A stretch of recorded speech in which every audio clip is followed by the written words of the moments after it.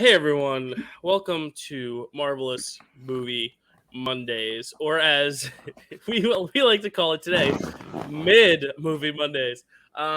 Just kidding. They're not even movies.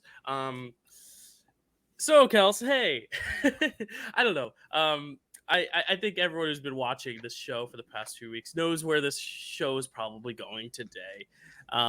Just kind of based on the vibes. I don't know. Last week I was kind of more up on it than Kelsey was. This week I'm back down on it. It's like a funeral procession. It's like you just keep walking and it never gets better.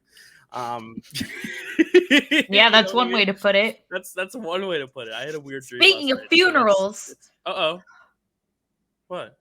No, show. I thought you were gonna bring up I thought we were going to our Marvel news segment. I was like, oh no, who died? Who'd I miss? I mean, Tony Bennett passed away this past week. Oh, Tony Bennett passed away. Rest in peace. I, to be honest, forgot he was still alive. But hey, rest in peace.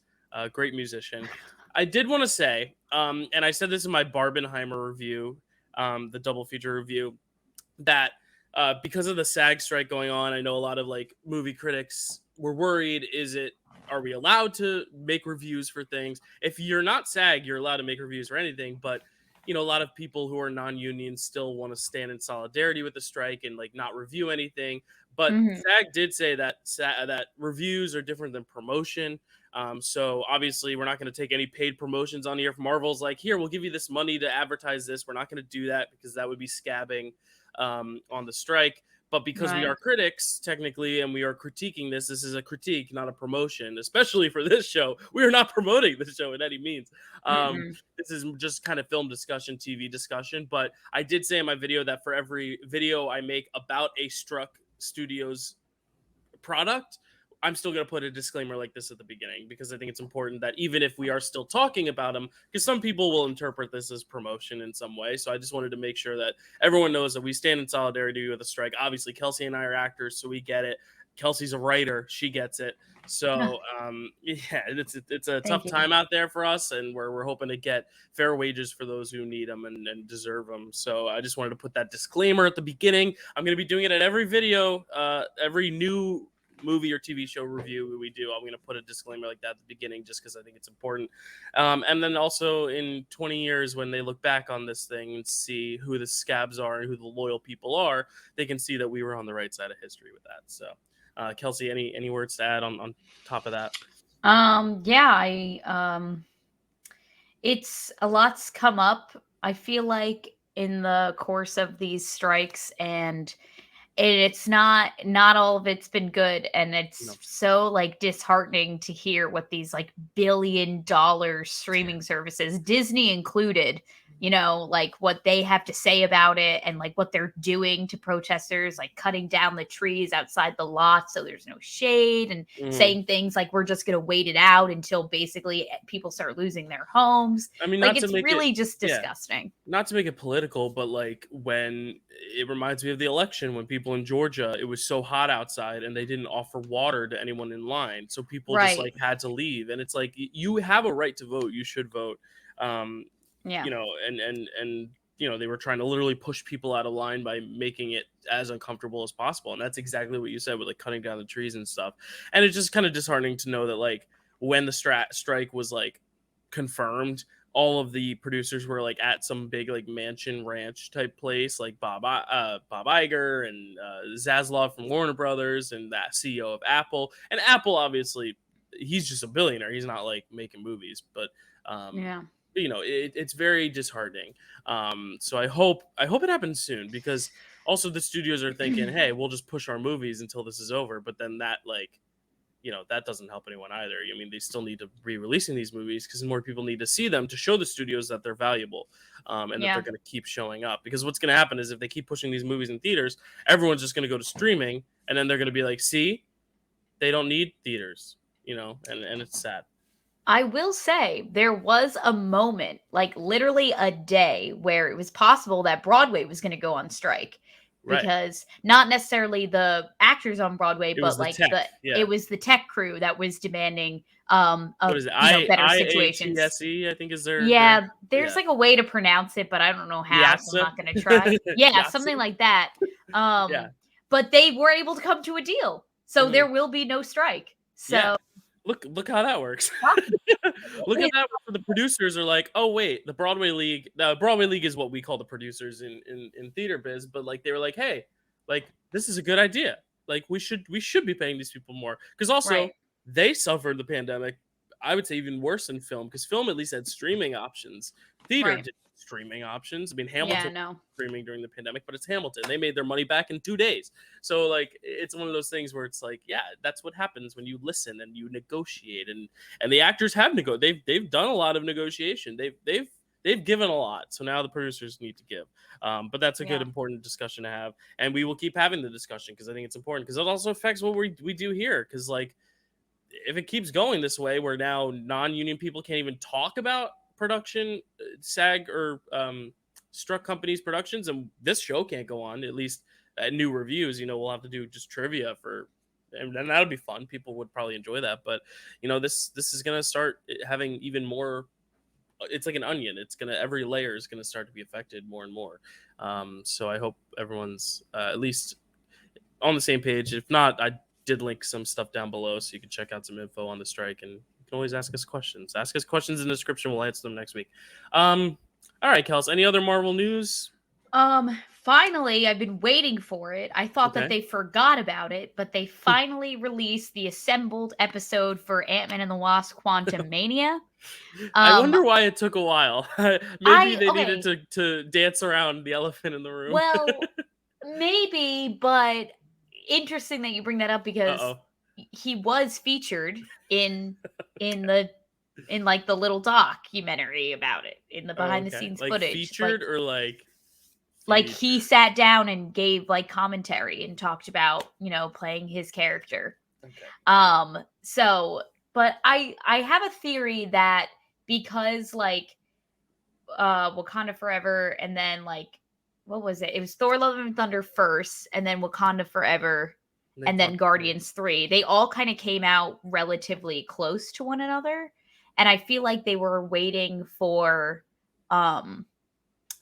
like the previous movie to hit Netflix and then drop the Oh, it gotcha. do Yeah. you know what I'm saying? Like Yeah. I feel like they were waiting for Guardians 3 to hit not Disney Netflix. Oh my Plus god, Disney to Plus put up the Quantumania to thing. put up the Yeah, Quantumania. because That's what I Disney think. Plus, yeah, Guardians 3 is going on Disney Plus, I believe, August 1st or August 2nd. So that's next Yeah. week. So yeah. So I think that that's what they're doing. But now, when are they going to do the Guardians 3 assembled episode with no movie like in sight coming out? I guess Well, the Marvels. I guess maybe they're Marvels. going to wait for the Marvels. Maybe they'll wait till Uh, the Marvels hits theaters. I don't yeah, know. maybe. Which also we But got a another anyway, trailer for. I forgot to watch it though, so I have nothing to say about it. oh, we have a Um, new trailer for the for the Marvels. Marvels, yeah, but I feel neither of like us I've have watched it. seen everything that I need to see about what I that know. movie's about. I I don't need yeah. another trailer. No, it's just But gonna give away anyway, too much. yeah, so the most, everyone was kind of talking about the most intriguing stuff and a part of this assembled episode that I found was I noticed that they used in the behind the scenes footage like the Oculus thing that Yeah, what is Taika it called? Waititi was talking about. The medium? No, what is it called? No, I think There's it's like a called the name for it. Oculus. The volume, I think it's called. No, is it called the Oculus? I thought that was Oh, what okay. it was called. I Oh, could it be might so be. wrong. It might be. Well, I think it Um, started because I think Batman was the first one to use it, and it was called like the volume or something, and then other studios have probably borrowed it. You know what? That's probably it. They probably can't call it the volume because the volume is like a Warner Brothers thing now. mm, So they're just maybe, calling it, but it's the same but idea. It's like it wraps yeah, around. It's like almost like it projection. yeah, it wraps around and it projects things for the actors. And I thought that that was interesting because there were I don't know if I'm into this thing because it doesn't it's not it doesn't look great. Like I'd rather they Well, just use okay, green screen I agree. perhaps It doesn't look good in Ant-Man, but like I'll show you. Really, I'm gonna try or to find a Thor Love and picture. Thunder. Right, but I'm gonna try to show you the actual how it looked for like Batman. Now for Batman, we're Warner Brothers. This is how it looked right here. That's the projection right there, Kels. I'm holding it up to you. Like that, it looks good. Like Oh. sometimes they can actually Oh. make it look good. It's just, I think the way you light it and the way, that I think it's really the way you light it and the way you kind of have everything interact with the stuff around it. The Fablemans used it too. Here's a good example. This is just a regular movie. This isn't even a big blockbuster, but they use the volume to kind of have the houses around for all this stuff for the car in the middle. So I think it has a potential to be good. I think it's just, I don't know if these It people just know how has to to use be, it well. yeah, sure. Yeah. So seeing that was interesting because, I don't know, I thought using something so high tech, the visuals would have looked better in that movie. Yeah. It was interesting to find out that David Malkian was actually on set, like Oh yeah. talking with Paul Rudd. Like it wasn't just his voice, like he was actually there. And wherever we see Veb in the movie, like David Malkian is like crouched down and like playing him, which I thought was really cool. I also like heard him talk just like as his normal voice. And I was like, you don't sound like Kurt in the Ant-Man movies at No. all. Like you have a way different voice than what I was expecting. And then seeing how they created like all the different like creatures and species and all the different like looks and costuming behind, all like the vast, races of the quantum realm was really, really interesting. And like I said, I wasn't sure if he was going to be included. He Who Remains. It's lucky that we don't have to refer to him, and they gave us like another name to refer to him Yeah. as. Yeah, it's And actually a blessing and a curse. and they were talking about Kang and we saw shots of him, like in behind the scenes footage, and I was like, oh, like maybe they totally are not gonna like let him do like a sit down commentary thing, and they did, and he's in it. Also, there's just like this one really ironic part in it all where Evangeline Lilly like is sitting down and talking about it, and she was like, well, it was really, really difficult because, and I thought she was gonna say something wild, but then she just said, something like, because whenever I revisit Hope, I feel like I have to reinvent her, but also keep her true to who she is. And then she like just went off on like an actory thing like that. But I was like, why? And why was it difficult, Right. Miss Angeline Lilly? Fortunately for her, she wasn't in this movie, so she didn't need to worry about that. Right. Or she didn't have much dialogue. Yeah. She had like 2 lines, but yeah. No. So cool. Anyway, that was the assembled episode of Ant-Man and the Wasp: Quantumania. I just want to stop talking about this show, Dill. Let's get this over with. We can make this the breeziest recap if you want. Ready? 3, 2, 1, go. That's it. That's how it happened in the episode. Nothing happened in this episode, Kelsey. This was nothing time. I'm sorry. Yeah. I know I love a good slow burn. I was going to compare it to a movie that's in theaters now, but Oppenheimer is the farthest thing from a slow burn. But there's been slow burns that I've loved because I'm like, oh, I like to soak in every second of this. But slow for the sake of being slow and really not going anywhere is the worst kind of slow burn. And this is a spy thriller, and I feel like they could try to make it at least a little bit more energetic. Even the action's not. I mean, luckily they're like, oh, by the way, Olivia Colman's still in this. So I'm like, okay, great. At least we got that. And then she's off the next scene. I'm like, all right, she's gone now. It's like so weird. This show is just every single episode I'm more and more and more disappointed. And last week I'm a little bit more satisfied because at least we had like some sort of closure for a character. But even then, now I'm like, But even then, like, we keep losing these like major characters, and like maybe Talos wasn't the level that Maria Hill was on, but still he was still a highlight in this show, at least for me. He was a highlight in Captain Marvel, I would say. Well, I was about to say, I think he's stronger in his one film, Captain Marvel, than she is in any one of her films. She's got the quantity, whereas he's got the quality, I think. And she's a great character, but I feel like she's used very dispersely. But he in Captain Marvel makes such an impact that you'd think, I don't know. And now he's a good actor. We've lost both of them, and it feels like none of the characters surrounding these characters, especially Nick Fury, doesn't care. It doesn't care. We didn't take a moment to really like memorialize them or like think about them. Like they died, and then we were just like on to the next Yeah, thing. well, we did have funerals for both, but that's, I think, even more telling, the fact that even in those moments, it's not really felt. Like, we see both Yeah. of their burials or at least funerals, and it's weird because, like, yeah, Nick Fury just went right on to the next thing after Maria Hill. He had that one moment with Maria's mom, but even then, it was more defensive than it was sadness. It was like, no, how I didn't kill her. It's more of that. Whereas here, it's like with Talos, it's like we literally see the next scene with him and Kira, and there's not a single emotional moment in it. The only Yeah. emotional moment is when he's like, Talos died, and she's like, that's enough. That's all I need to know. He died. But it's still anger. She's like coming across more angry. And I Yeah. get there's stages of grief, but it's like, No, you're yeah. not going to give us one moment where they're both just like, wow, like And he was also, this. He was a good guy because, and then give us a right. sentence. Fury, like that's his lifelong friend. That's his best friend. They literally, Right. Talos has that whole big speech in the car, which is at this point one of the best moments in the show, is when he's telling him about how, like, listen, I've been like your right hand man this whole time. I've never asked for a thank you. I don't need an apology. It was my pleasure to like stand by you all these years. And like, even then, Fury totally cuts off that moment and is like, well, we're here. Are you going to shut up now? And it's like, he's just been like, he's gotten progressively so unlikable this whole show. Like, there's not an ounce of humanity to Nick Fury's character. And I don't know. I used to listen when these shows first started coming out, and obviously like they were very polarizing. Like people either like, jived with them or like, but I feel like most people didn't like them. They were like, Marvel doesn't need to be making TV shows now. They should just stick to the movies.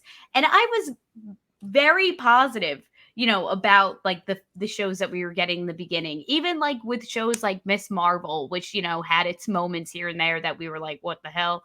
Like it was still, we could still find things that we liked about it. But with this one, I'm just like, I don't care. Like I'm watching it and I don't care. Like I literally was like, fuck, I have to watch the next episode so we could talk about it on our It podcast. doesn't And I feel didn't want to. I don't know if you remember when WandaVision was coming out, but I would stay up till 3 a.m. And then when it dropped, I would watch it. I'd go to bed at 4. I'd wake up at like 12 the next day and be like, Mom, I watched it last night. And she'd be like, Dylan. And I'm like, I'm sorry, I couldn't wait. And then I'd watch it again with her and watch her watch the movie or watch the show. And then I'd go podcast with you at night. That was my routine and it was Fridays, not Wednesdays. And I think that also made a big difference because it was like you were building up all week to it. And then they switched it to Wednesdays or whatever. But still, even on Wednesdays, I was staying up till 3 a.m. to watch the new episode of Loki. That stopped for me somewhere in the middle. And I don't remember where. Maybe it was after Loki, because if you remember, Loki finale came out the same week as Black Widow. And then we started getting movies back in theaters. I think the shows were really great when we didn't have things in theaters to look forward to. So it was like the only Marvel stuff we could get, and it was solid. And the only good Marvel TV stuff, I think, after that, or like really good stuff, was the holiday special and the Werewolf by Night, because they were one-off specials. They were there for holidays. It was something you could watch on Halloween, on Christmas. All the other shows, She-Hulk, Miss Marvel, they've had their flaws. I like them, but I haven't had the same sense of like, I need to stay up and watch these shows when they come out. I think because we also have these big movies in theaters to talk about. And we have other movies in theaters too, not just Marvel movies to look forward to. Like this week, I was all hyped about Oppenheimer and Barbie, that like literally I got back from Barbie and I was like, I got to make my review. And then while I was editing my review, the Secret Invasion thumbnail popped up on my TV and I was like, oh yeah, that's right. Like it was almost like I forgot it was coming. And I think that's just such a 180 from where we were literally only 2 years ago. Yeah, which is a shame, because I do think that there's, I don't know. I feel like we should just get into it. That's fine. Let's I was just gonna say get it over with. I have very little to say about the episode because I just feel like nothing happened. So like, I was just gonna take that was my soapbox moment. But you go ahead, because you might have more to say. But like, I will probably be quiet for the rest of the episode, honestly, because I have nothing else to add. I literally have my notes for this episode are 3 pages long. Like these are the sides of my pages. That's not a lot. So what are they normally? For WandaVision, and like Loki, they were like 6 pages long, and this is a little notebook. Like I had like a full like comic the Spider-Man composition notebook. Yeah, the Spider-Man notebook, and I would be taking notes on notes and notes and looking through things. Okay. No, mine is like 4 bullet points on a notes app on my phone, like jotting Right. down the most interesting stuff. This is dedication, y'all. Y'all give Kelsey the love she deserves. Go like her TikToks, go subscribe to her channel, go show her her worth because she's Oh, better than I thank you. am. So this is Secret Invasion episode 5 titled Harvest. After his failed attack on the president, Gravik regroups and comes up with another plan. Meanwhile, Nick Fury gears up for a one-on-one showdown with him. So we start this episode off in the hospital. The president's being rushed to some sort of surgery procedure. I forgot where we left off last episode. This is the one other talking point I have. Remember how we were like, if this episode opens with Talos surviving, I'm out. Yeah. I thought when they rushed the body in the hospital, I was like, are they gonna bring Talos back? Is he not dead? And then I realized it was the president. I thought it was Talos at first. I thought it was Talos too. I know. I was like, you For gotta be kidding me. But then and when then he started, realized, But then he started whispering in his ear. He's like, "Don't trust Colonel Rhodes," and I was like, "Oh fuck, it's the president." Right. So, because obviously we just came from him rushing the president off. So if you watch them back to back, it wouldn't be. But having wiped it from my memory like Eternal Sunshine off my brain, I was like, oh, what?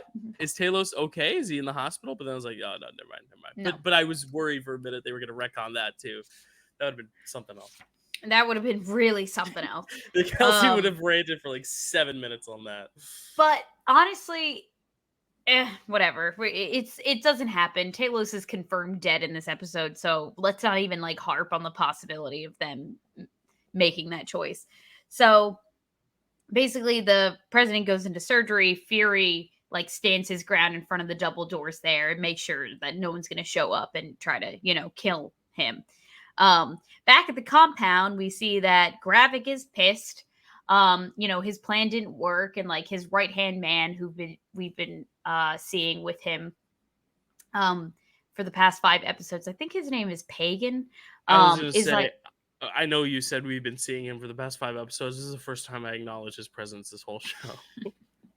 Well, yeah, that's fair. I mean, this is the first time I noticed he had like a sidekick, I guess. I was like, oh, okay. Yeah. This was a great speech by this actor, though, where he was like,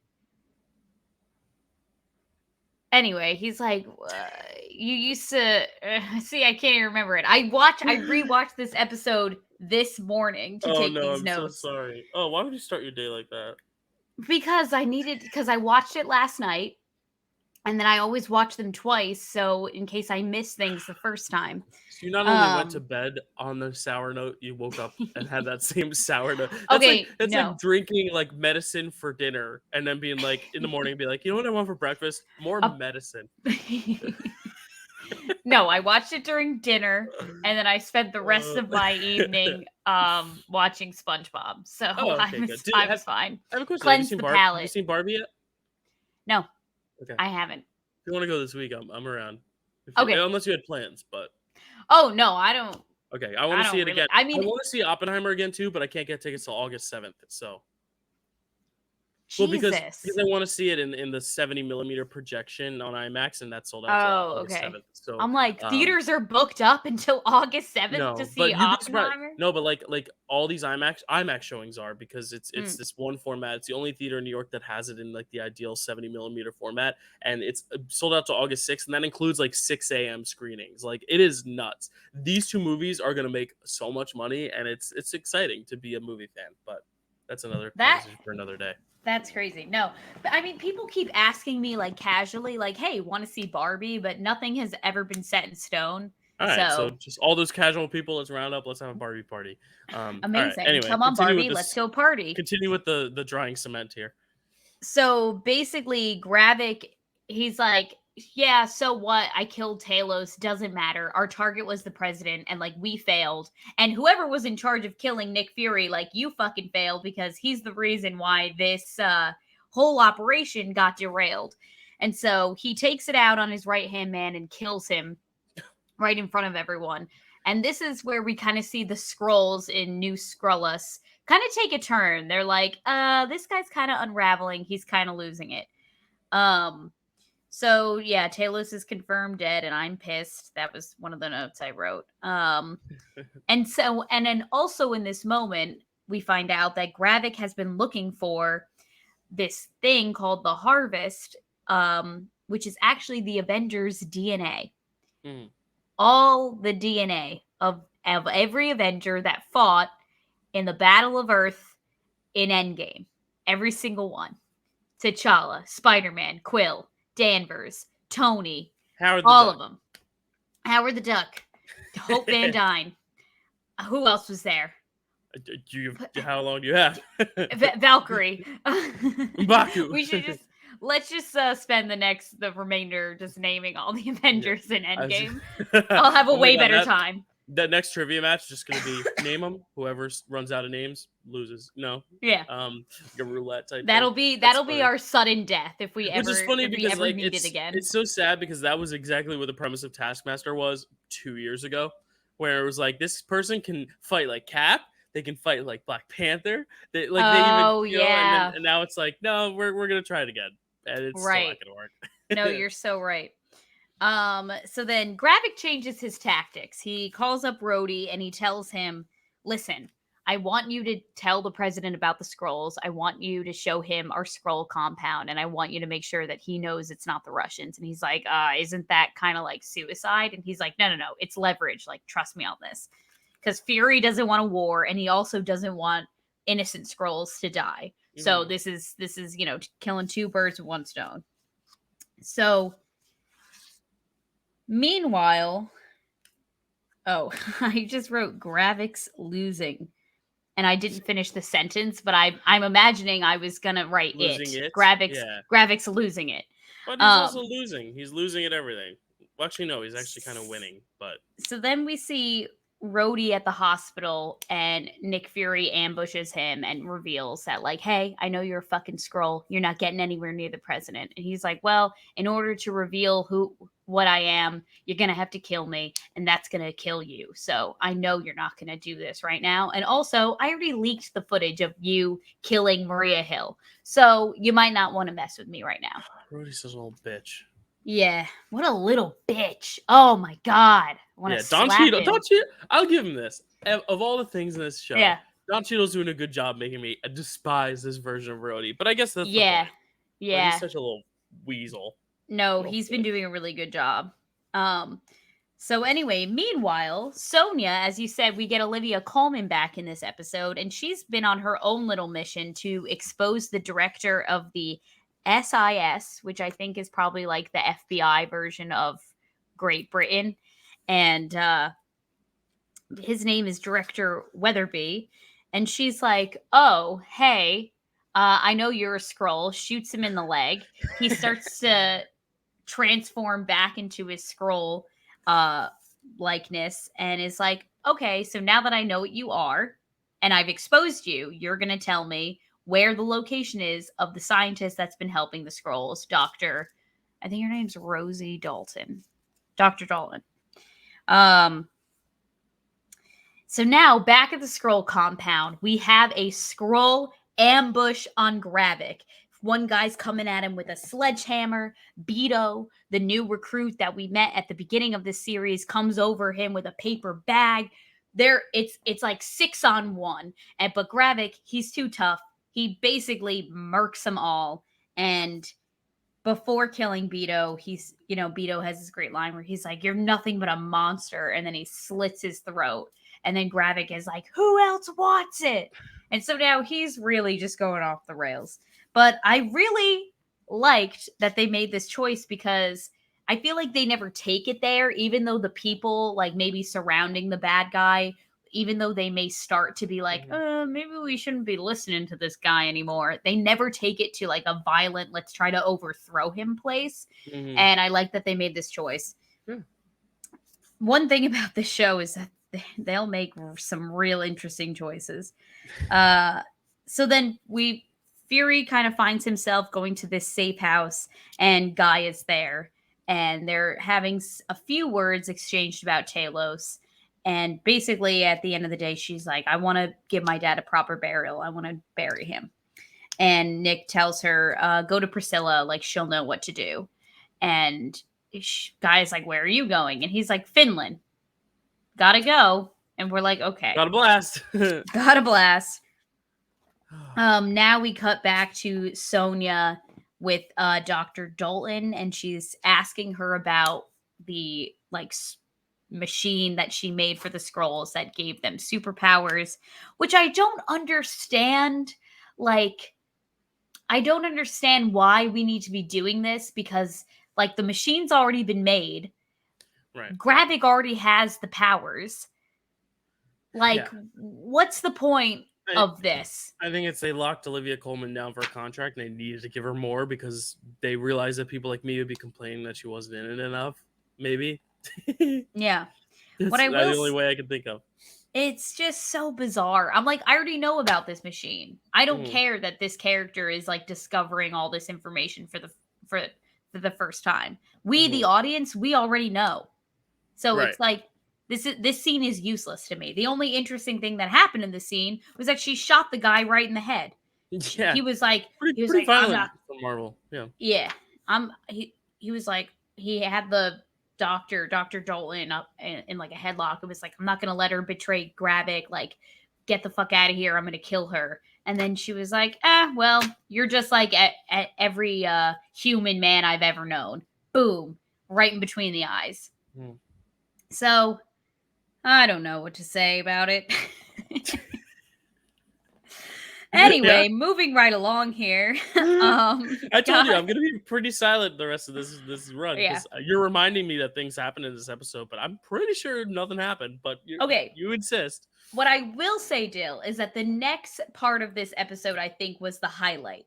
Was when Gaia and Priscilla have their little funeral for Talos. We have a little goodbye to him, but once again, it feels very empty, very hollow. This was a character that I really liked, and I didn't care about his funeral. How did you do that to me?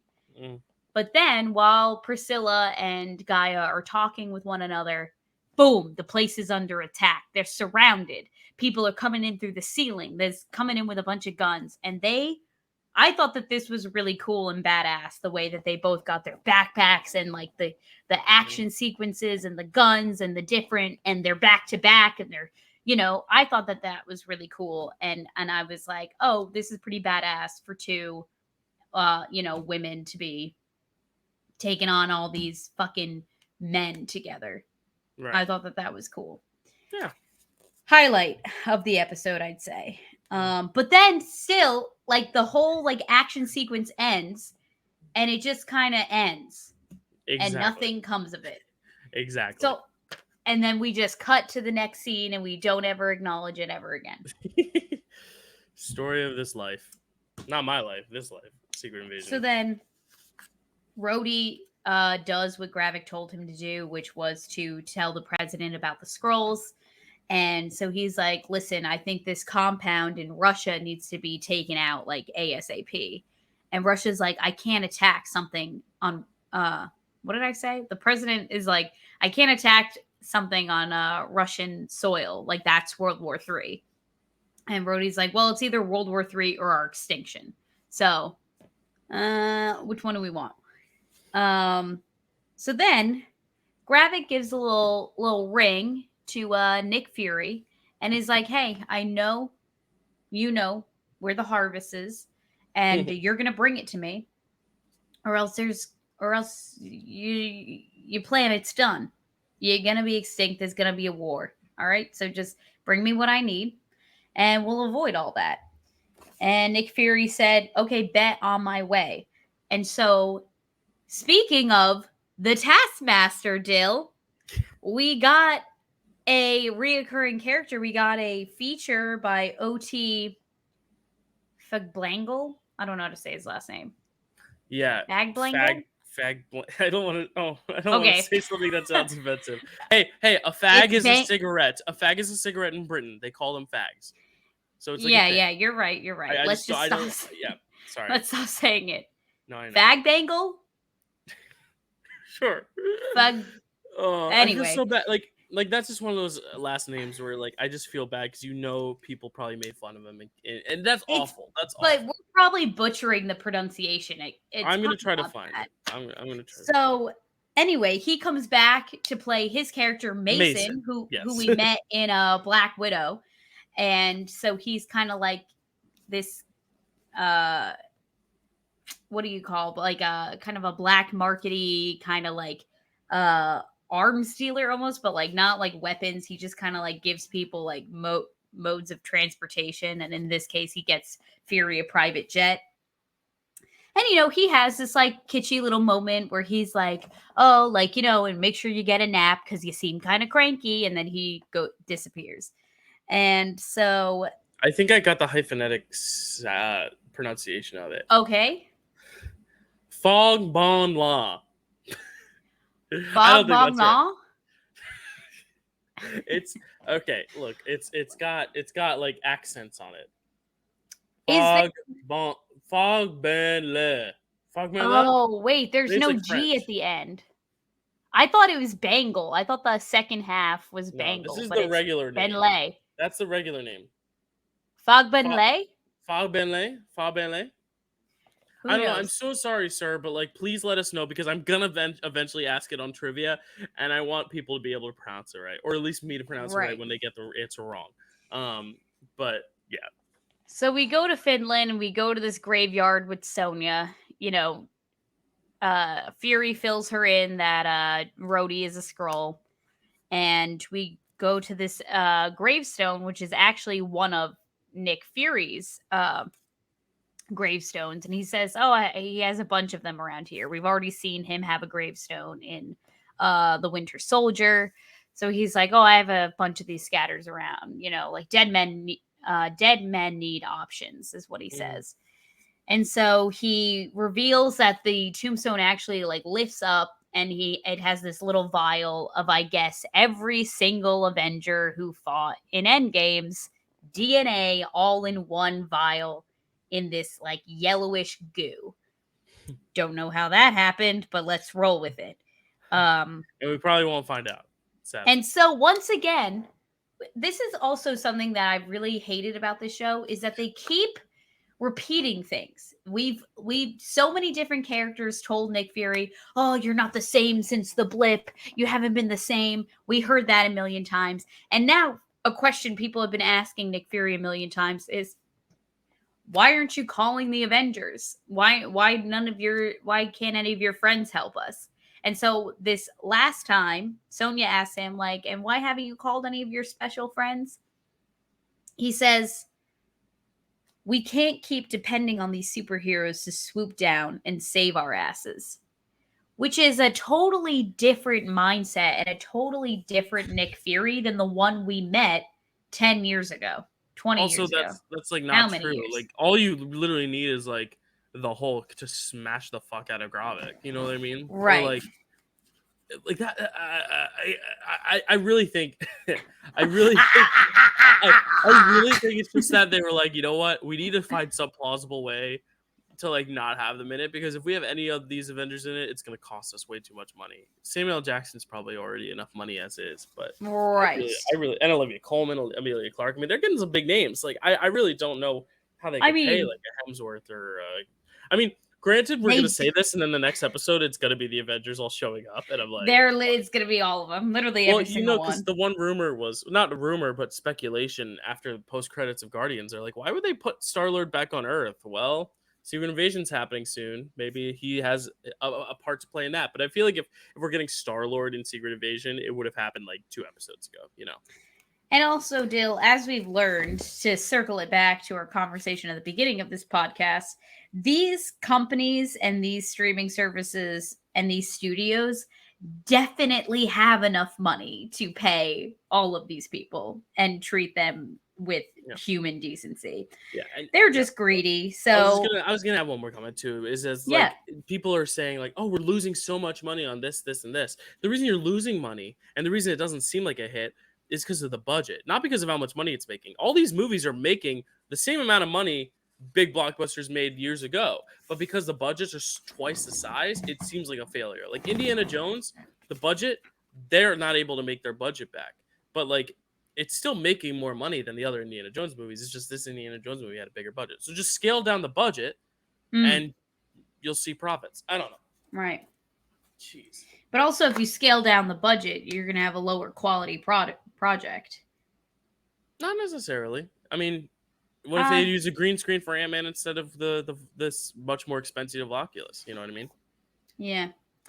True. And so we finished this episode with Nick Fury reverting back to his iconic Nick Fury look. He has a big swishy trench coat. He puts on his eye patch and he rings up, I'm assuming Gravik, and says, "It's time. Let's finish this." Mic drop.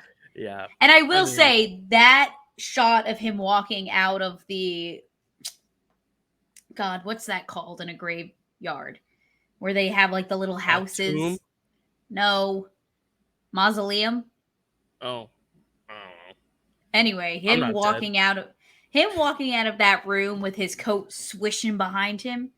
That was a cool shot. But otherwise, yeah, I don't know what this last episode's going to be like. I don't know if it's just literally going to be Nick Fury and like a army of Skrulls and Gravik, who is seemingly invincible. So I don't know how this is going to end. Yeah, do we think Nick's going to die? Oh, God. Even if he did... Well, because the Marvels is coming out, but I think that's before this, right? Because the whole thing is that they bring him. The whole premise of this is he's back on Earth after being in space for so long. I feel like being in space for so long is what the Marvels is. But then again, we also see the shot in the trailer of him going to Kamala Khan's house, so he has to touch down at Earth for that. So maybe in WandaVision too, he comes down to Earth to get Monica to bring to space. Well, he doesn't come down to Earth. He has a Skrull go down to her. Oh, that's right. And he's like, oh, he wants you up there. True. Okay, that's right. So yeah, maybe I think the Marvels happens before this, which again, weird. Why wouldn't they just release this after? But if he comes down on Earth in the Marvels, wouldn't people notice and be Unless like, that's a Skrull too? But oh, hold on, I want to see the trailer real quick. No, not the new one, the old one. I'm saying. Because remember, he comes to their house and she's like, "You're Nick Fury," and then swap bodies, and then mom's like, "Where's my daughter?" That's where I'm like, okay, so he has been back to Earth, so it must be after then. So did that inadvertently spoil Secret Invasion that he survives? Okay, but I will say in the Marvels, he's wearing an eye patch. Yeah, but he's wearing it now for Secret Invasion. Yeah, that's what I'm saying. Like, I think he just put it on.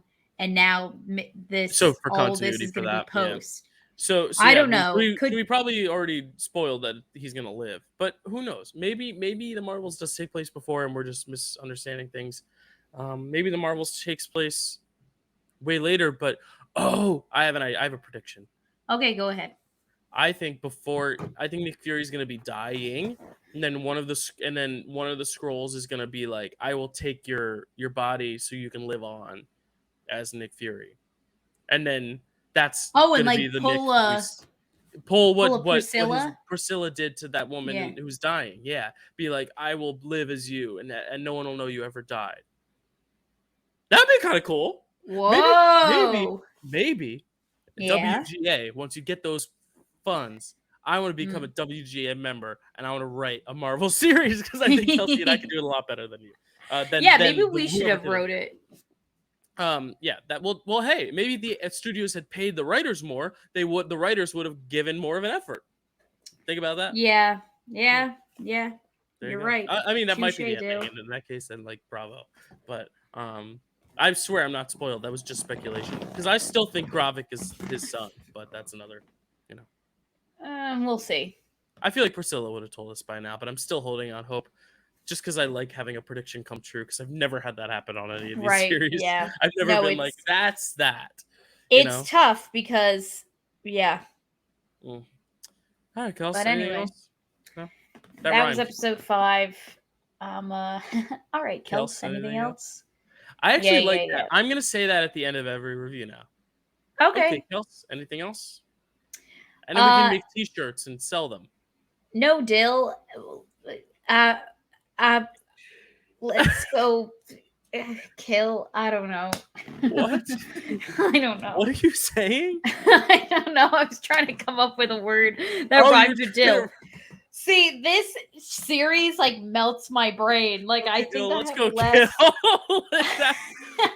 there's okay, Dill, I'm feeling ill. Okay, Dill, let's go chill. Okay, Dill, you're a villain.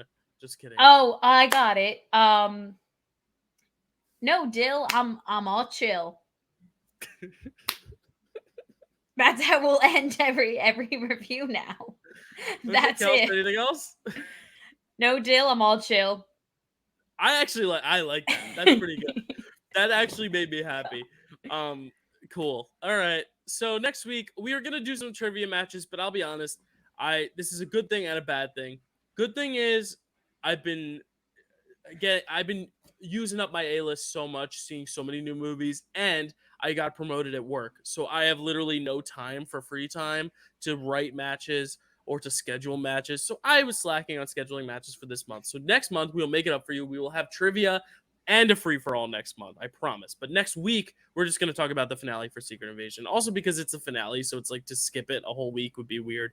So next week will be the finale of Secret Invasion. Then we'll get into at some point in August, we will have 2 trivia matches, one being a free for all, one being the regular trivia, and then we'll figure out what else to do in August. It's Kelsey's birthday in August, so maybe we'll do like a birthday special where we just sit and chat, Talk about me, right, and not give any platform for these big studios and just literally talk about you. Okay. I'm serious. I'm trying to do as little new stuff as we can. And we'll go back to old stuff. Like we'll do like the movie clubs and talk about older stuff, but I want to try as little as possible to like give any sort of spotlight to these studios. So, cool. So that was Marvel-ous Movie Mondays. You can find Kelsey at Kelsey A. Kilpatrick on Instagram. You could follow me on TikTok at Cause13. Those are the 2 things I'm using the most these days. Cool. Dylan_Randazzo Twitter for me. Dylan Randazzo 417 at TikTok. We also have a Dill Pickle Movie Network TikTok. I almost got banned because why? So how? What? Malcolm was like, you should do the TV actor game, and I said okay, and I did it, and there was an actor who like died. But the way the game was going, I thought it was still alive. So at the end, I was mad. I was like, well, why didn't they tell me he died? The whole time I'm thinking he's still alive, but he really died. And then I got like flagged for hate speech and conspiracy. And I was like, just because I thought he was alive and he's really dead, that's a conspiracy. Whoa, anyway, so, crazy. No, TikTok just has strict guidelines. So I'm just going to make sure that everything I say is like really PG. And I was just kind of confused because I was like, wait, he's dead? I thought they told me he was alive. And that sentence was like, you can't. So they almost took the whole TikTok. Interesting. But it's back. It's thriving. It's great. I'm having fun. Kelsey posted another talk up there ranking some Marvel movies. I was very sad at her number 10, like almost like pissed. But I love Kelsey, so I'm not going to get mad. I'll just get really sad because the Wolverine is a masterpiece. All right. So that's it. We'll see y'all soon. Bye.